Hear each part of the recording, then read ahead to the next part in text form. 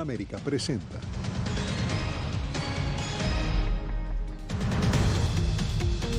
Aumenta el flujo de migrantes pese a que el gobierno de Estados Unidos asegura que su frontera sur no está abierta. Refuerzos de la Guardia Nacional Mexicana llegan a Tijuana ante el aumento de homicidios. Además, a 3 meses desde el inicio de la invasión rusa en Ucrania, se siguen contando las víctimas sin indicios de una tregua cercana. Y a pocos días de las elecciones presidenciales en Colombia, las urnas en el exterior reciben a los primeros votantes.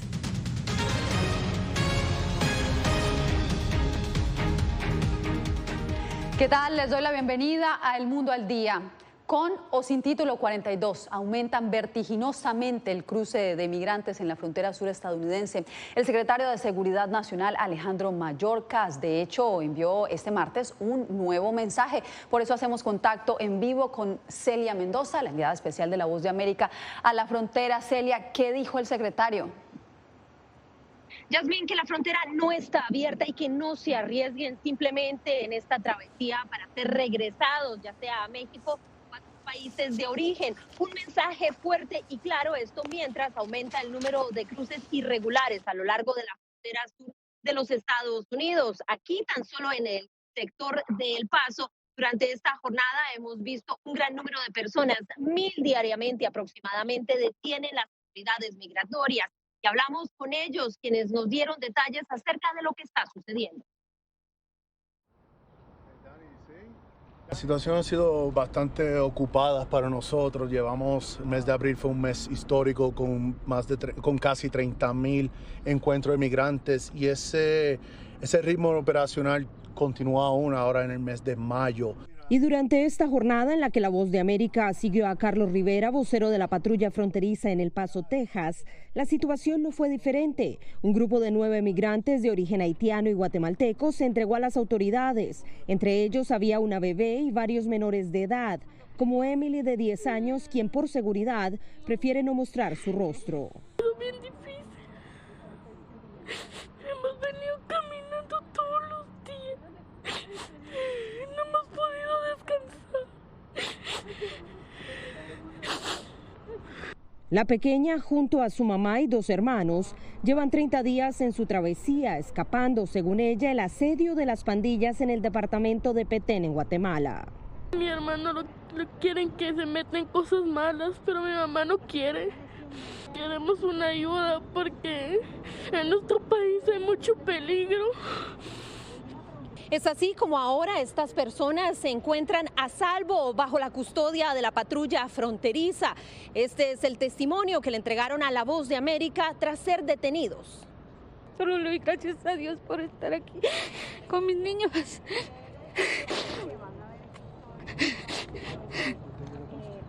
Johanna, de 38 años, finalmente respira, a pesar de lo incierto de su futuro migratorio. Nos han amenazado que si mi niño no se mete en cosas malas nos van a matar. Y por eso venimos siguiendo desde como hace tiempo, hasta poder llegar hasta aquí. Pero sigue vigente el título 42, lo que implica una posible expulsión para esta familia y miles más que lo arriesgan todo para tocar suelo estadounidense. Son tantos los peligros que estos migrantes son expuestos, de nuevo el calor, una caída del muro fronterizo, o sea, son extorsionados y se ponen en riesgo al confiar en estas organizaciones criminales que año tras año, década tras década, siempre han demostrado que lo que le importa es el gano monetario, no la vida de estas personas. La patrulla fronteriza en el sector del Paso también ha incrementado el número de rescates que tiene que realizar debido al gran número de personas y los lugares tan peligrosos que utilizan para cruzar a los Estados Unidos. Algo que también advirtió el secretario de Seguridad Nacional es que ellos seguirán la ley al pie de la letra. Celia, muchas gracias por este reporte, pero vamos ahora con noticia de última hora. Al menos 15 muertos ha dejado un tiroteo en una escuela primaria en Uvalde, Texas. El Distrito Escolar Independiente Consolidado de Uvalde informó que identificaron a un sospechoso como el tirador activo en la escuela primaria Robb a las 12:17 del mediodía este martes.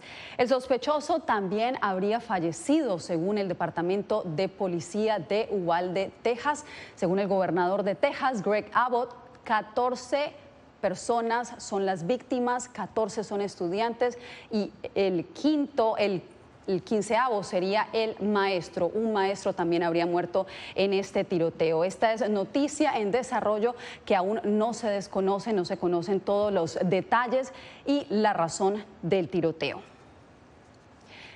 Y vamos con más información. Debido a la creciente inseguridad en la frontera entre México y Estados Unidos, el ejército mexicano ha enviado refuerzos militares a Tijuana por segunda vez en el último mes. La meta es reducir los homicidios y otros crímenes generados principalmente por el expendio de drogas ilícitas. Vicente Calderón tiene el reporte. Por segunda ocasión en menos de un mes, Tijuana recibe refuerzos militares, cuyo objetivo principal es evitar, disminuir los homicidios. El gobierno mexicano rota a los soldados para mantener una fuerza de unos 3,000 hombres en esta frontera, donde hace una década ayudaron a disminuir homicidios y secuestros. Lo superaron muy bien. Lo único malo que pasó el tiempo, se descuidó el aspecto de seguridad y ahorita estamos en esta situación. Tijuana ha vuelto a ser el municipio mexicano con más asesinatos. La violencia está subiendo. Todd Robinson, el zar antidrogas estadounidense, se reunió en la frontera con funcionarios mexicanos como seguimiento al llamado Acuerdo Bicentenario. Vamos a explorar opciones para detener drogas como fentanilo. Y es que el narcotráfico impacta de manera distinta a las dos naciones. Mientras en Estados Unidos hay más de 100,000 muertes en un año por sobredosis de drogas, principalmente fentanilo, en México ya hay un registro de más de 100,000 personas desaparecidas. Muchos son víctimas de la violencia entre grupos de traficantes en todo el país, pero no solo matan a sus víctimas, sino que las desaparecen. Laura Apreciado no pierde la esperanza de encontrar vivo a su hijo. ¿Desde cuándo lo buscas? 14 de junio 2017. Grupos de madres buscadoras se han multiplicado por todo México. Los dos gobiernos juntos están trabajando duro. Vicente Calderón, Voz de América, Tijuana, México. A Guatemala llegó Juanita, una migrante que estuvo presa en México por más de 7 años siendo inocente. Eugenia Sagastume nos reporta que el no saber hablar español fue determinante en la injustificada condena que recibió. Me emocionó por mi familia, como hace 8 años sin verla. Con sentimientos encontrados, Juana Alonso Santizo regresó a su natal Guatemala después de más de 7 años de haber salido como migrante y permanecer presa en un penal de Tamaulipas, acusada de pertenecer a una red criminal dedicada a secuestro, cuando ella era una de las víctimas, sin poder defenderse ni entender de lo que le acusaban porque solo hablaba chuj, su idioma materno. El delito más grande ella cometió por no haber sido en la escuela para que aprende castellano. En ese momento no tuvo acceso a un intérprete y así pasó desde 2014 en prisión preventiva hasta que se determinó que los cargos no tenían fundamento y fue puesta en libertad. Del análisis del expediente se determina que hoy día no existen elementos suficientes para una condena. Para eso tuvieron que pasar más de 7 años y ahora la familia pide un resarcimiento para esta migrante guatemalteca que salió en busca de mejores oportunidades para su familia. ¿Quién va a pagar esa cicatriz? Juanita merece un asilo en México. Por ahora, la Fiscalía de Tamaulipas admitió que no hay responsables capturados por el caso de Juanita, pero que las investigaciones continúan. Eugenia Sagastume, Voz de América, Guatemala. Estados Unidos se juega su influencia y poder de convocatoria en América Latina a tan solo días del inicio de la Cumbre de las Américas en Los Ángeles. Según expertos, el debate que ha surgido por las invitaciones pone en riesgo la agenda de este foro del que es anfitrión Estados Unidos. Jorge Agobián nos amplía. As we proclaim the dawn of this new partnership, después de 28 años, a Estados Unidos le corresponde auspiciar nuevamente la Cumbre de las Américas. Y lo hace ante un panorama diferente al de la primera edición en 1994, indica el analista Brian Winter. Cuando Estados Unidos era simplemente el superpoder incuestionable en la región. Esa época no existe más.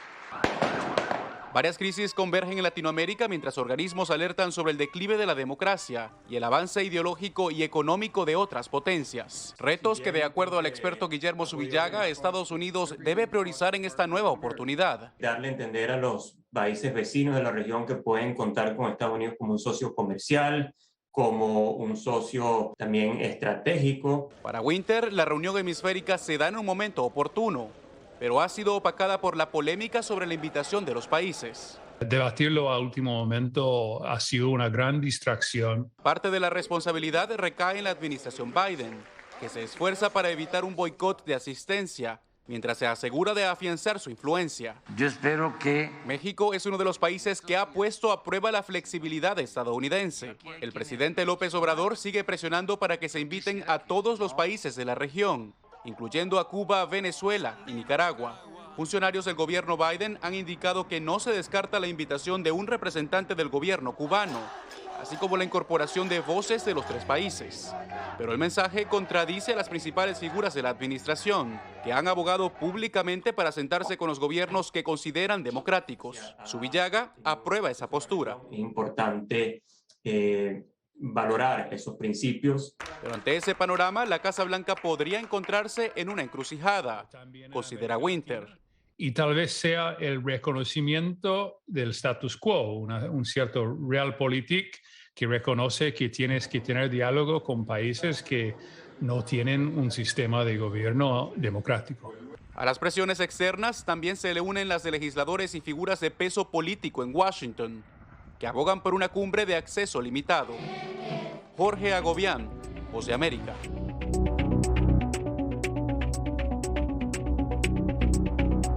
Al cumplirse 3 meses desde que empezó la invasión rusa en Ucrania, el conflicto está en un punto muerto que no permite avisorar una tregua en el futuro cercano. Laura Sepúlveda nos trae lo más reciente.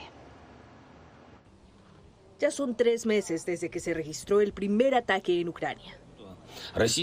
En total, desde el 24 de febrero, el ejército ruso ha llevado a cabo 1.474 ataques con misiles en Ucrania, utilizando 2.275 misiles diferentes, la gran mayoría contra infraestructura civil, más de 3.000 ataques aéreos en menos de 3 meses de aviones y helicópteros rusos. El balance aún no es definitivo porque los ataques continúan. El presidente ucraniano no prevé un pronto cese de las tensiones. La situación más difícil está en el Donbass, Bakhmut, Popasna, Severodonetsk. Los ocupantes son los más activos en estas direcciones. Crearon una masacre y buscan eliminar todo lo que está vivo. Nadie ha destruido el Donbass como lo están haciendo las tropas rusas ahora. Mientras tanto, en Mariupol, las labores de remoción de escombros continúan. En el sótano de un edificio fueron hallados 200 cuerpos en descomposición. Y en las playas se hace un desminado de la zona. Pensé diciéndome a mí misma, ¿quién te enterrará? ¿Quién te volverá a enterrar? ¿Quién podrá la placa de la tumba? No tengo familia. El ministro de Defensa ruso asegura que continuarán su invasión hasta que alcancen las metas establecidas. La situación ha sido calificada por el presidente estadounidense Joe Biden como una hora oscura que enfrenta el mundo. Laura Sepúlveda, Voz de América. Días de las elecciones para elegir el nuevo presidente de Colombia, crece la expectativa sobre el futuro de las relaciones con su vecino Venezuela. Esto al volver.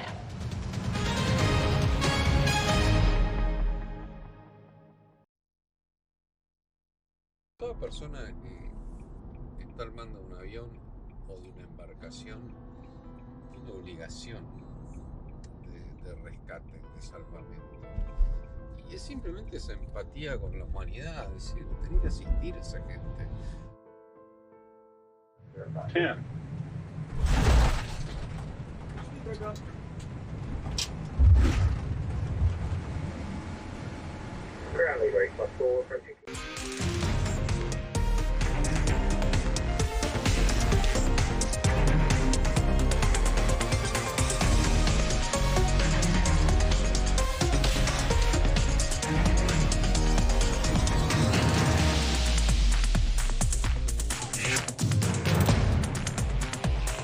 Venezuela 360, cada semana por La Voz de América. ¿Qué tal? Desde Washington comienzan las noticias en El Mundo al Día. Día a día, desde la capital de Estados Unidos y donde se producen las noticias que más te impactan. El objetivo es llegar al otro lado de la frontera para pedir asilo. La Voz de América te conecta con el mundo al día, los hechos más allá de la noticia, para que tomes decisiones bien informadas, en el lenguaje que quieres, donde quieras y como prefieras. Conéctate con El Mundo al Día. La Voz de América te invita a ser parte de nuestra familia a través de las redes sociales. Encuentra en tu muro las últimas noticias de tu país en su conexión con Estados Unidos, la región y el mundo. Historias que empoderan las voces latinoamericanas de política, economía, salud, actualidad, balanceadas y precisas. Únete a un equipo de origen hispanoamericano que trabaja para conectarte con los tuyos. Síguenos en Facebook y conviértete en protagonista de una historia que tú mismo ayudarás a construir.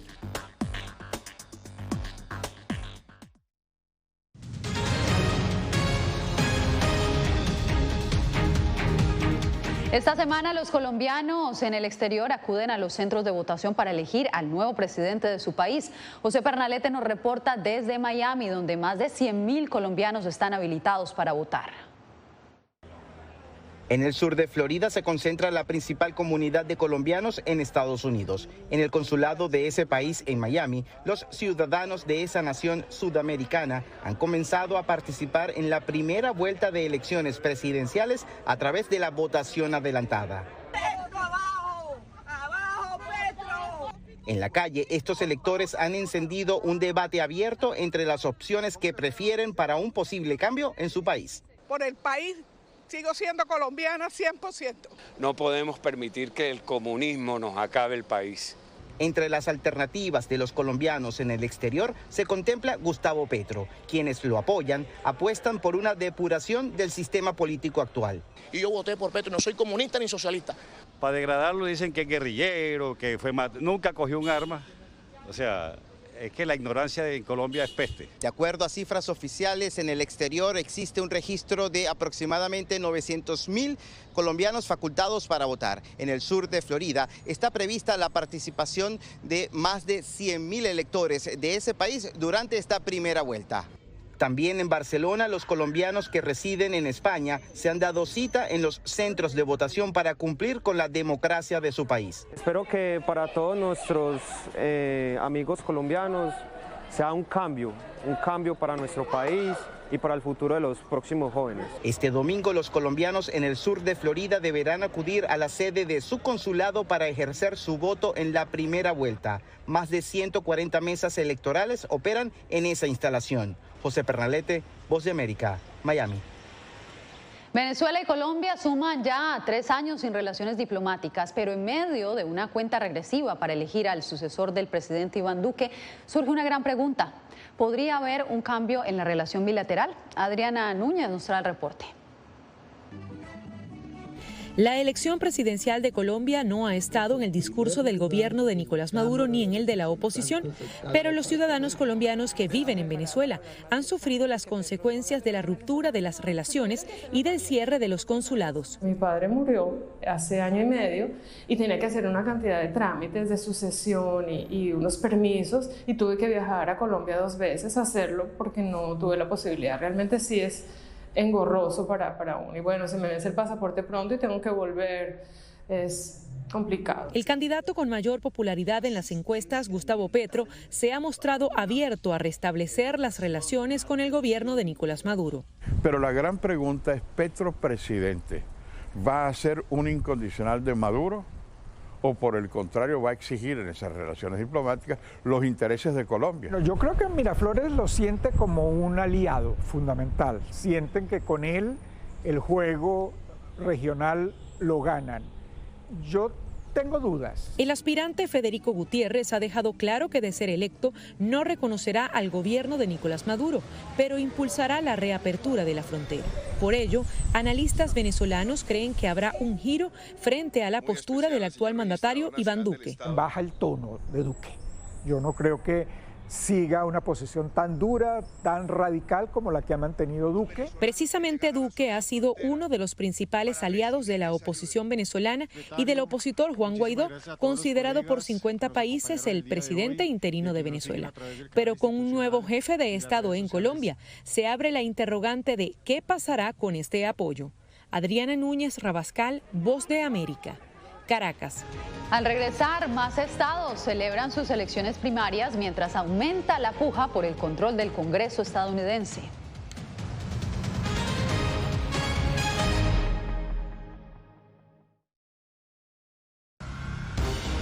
Actualidad. Vamos a ver otra cepa nueva y otra cepa nueva. Análisis. En realidad, mucha de esta gente va a quedar parada de nuevo y va a ser una tragedia humana. Debate. Dejen la obsesión la tienen ustedes. Con la información más allá de los titulares. El tema energético es algo que se está analizando. La inflación es un problema global. 30 y 50 metros están ya las tropas. Su respuesta, doctor. Todas las semanas por La Voz de América. Toda persona que está armando un avión o de una embarcación tiene obligación de rescate, de salvamento. Y es simplemente esa empatía con la humanidad, es decir, tenía que asistir a esa gente. Yeah.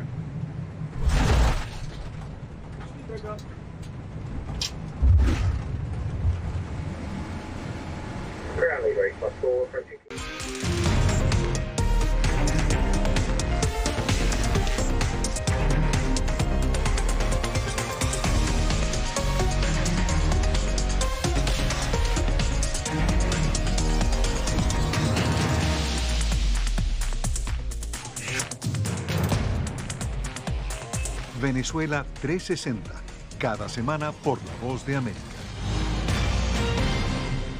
¿Qué tal? Desde Washington comienzan las noticias en El Mundo al Día. Día a día, desde la capital de Estados Unidos y donde se producen las noticias que más te impactan. El objetivo es llegar al otro lado de la frontera para pedir asilo. La Voz de América te conecta con El Mundo al Día, los hechos más allá de la noticia, para que tomes decisiones bien informadas, en el lenguaje que quieres, donde quieras y como prefieras. Conéctate con El Mundo al Día.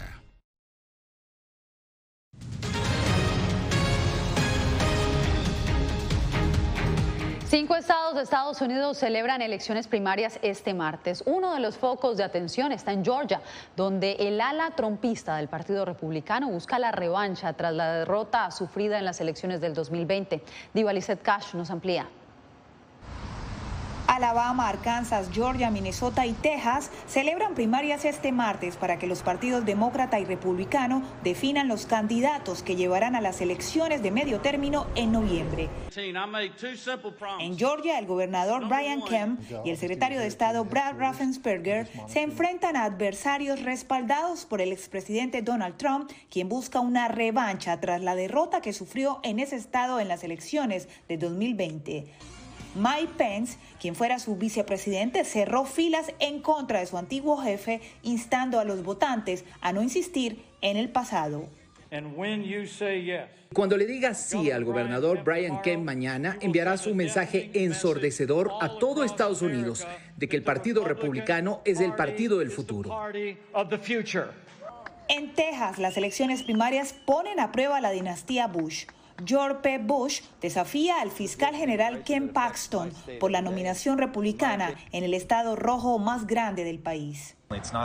No se trata de dinastías, no se trata de algún tipo de mito, se trata de hacer lo correcto y apoyar a las personas adecuadas para los cargos correctos. Finalmente, en la gobernación de Arkansas, el demócrata favorito Chris Jones pelea su nominación, al igual que la republicana Sarah Sanders. Diva Lizeth Cash, Voz de América, Washington. El derecho al aborto que tienen las mujeres en Estados Unidos podría ser severamente restringido si la Corte Suprema revoca la decisión que lo legalizó en 1973. Verónica Valderas Iglesias habló con activistas en 3 continentes sobre la repercusión global que podría tener un eventual cambio en la legislación estadounidense. empezó antes de que nacieran, pero ahora los jóvenes estadounidenses se unen al debate sobre el aborto. Algunos han salido de clases exigiendo que siga protegido por la Constitución. Si se revoca, no solo afectará a las mujeres actualmente embarazadas, sino a aquellas que lo hagan en el futuro. Quienes condenan el aborto se sienten empoderados por un memorando de la Suprema Corte que fue filtrado al público y apunta a la posibilidad de que el aborto deje de ser protegido a nivel federal. Espero que la Corte Suprema tome la decisión correcta y ceda la decisión a los estados. ¿Podrían otros países seguir el ejemplo? Desde el fallo de la Suprema Corte de Justicia de México en 2021, abortar ya no es un crimen, pero solo 8 de los 32 estados de ese país han dado pasos para legalizarlo. Nos está enseñando lo que pasa en Estados Unidos, es que nuestros derechos siempre están en riesgo. En Ginebra, Suiza, los activistas no esperan repercusiones, pues en general Europa permite el aborto. Polonia, Malta, Liechtenstein, Andorra y Marruecos son los 5 países en Europa que aún tienen leyes de aborto muy restrictivas. Sudáfrica lo legalizó en 1996. Entre más se revoque en otros países, podría ocurrir aquí también. Los grupos antiaborto están decididos a abolirlo. La mayoría de la gente no entiende lo radicales que son las leyes de aborto en Estados Unidos. Aún no se sabe cuándo podría dar su fallo la Suprema Corte, pero el impacto podría sentirse mucho más allá del territorio estadounidense. Verónica Valderas Iglesias, Voz de América, Washington. En breve, música para apoyar a las víctimas de Ucrania. Y esta vez, la iniciativa es de un reconocido músico ruso.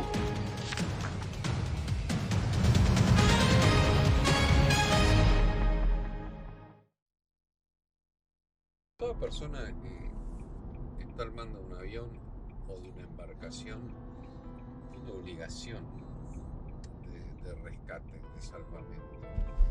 Y es simplemente esa empatía con la humanidad, es decir, tener que asistir a esa gente.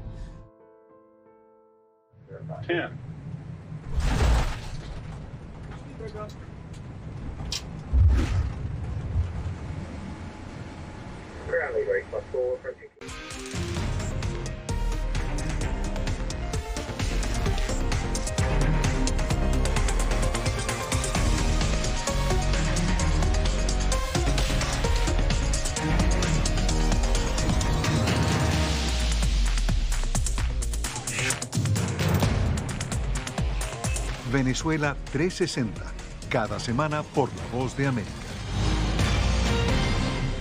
¿Qué tal? Desde Washington comienzan las noticias en El Mundo al Día. Día a día, desde la capital de Estados Unidos y donde se producen las noticias que más te impactan. El objetivo es llegar al otro lado de la frontera para pedir asilo. La Voz de América te conecta con El Mundo al Día, los hechos más allá de la noticia, para que tomes decisiones bien informadas, en el lenguaje que quieres, donde quieras y como prefieras. Conéctate con El Mundo al Día. La Voz de América te invita a ser parte de nuestra familia a través de las redes sociales. Encuentra en tu muro las últimas noticias de tu país en su conexión con Estados Unidos, la región y el mundo. Historias que empoderan las voces latinoamericanas de política, economía, salud, actualidad, balanceadas y precisas. Únete a un equipo de origen hispanoamericano que trabaja para conectarte con los tuyos. Síguenos en Facebook y conviértete en protagonista de una historia que tú mismo ayudarás a construir.